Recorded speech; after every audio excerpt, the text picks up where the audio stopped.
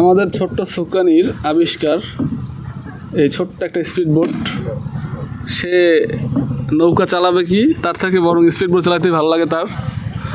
সে খালি হাসে, মজা পাইতেছে অনেক। সাধারণ ব্রেক ঠিক মতন করো, নৌকা কিন্তু স্পিড লাগে যাবে, কিন্তু ব্রেক করে পারতেছে না, থামে না নৌকা। Brake brake fast, good. তুমি তো অনেক ভালো নৌকা চালাও সাদমান।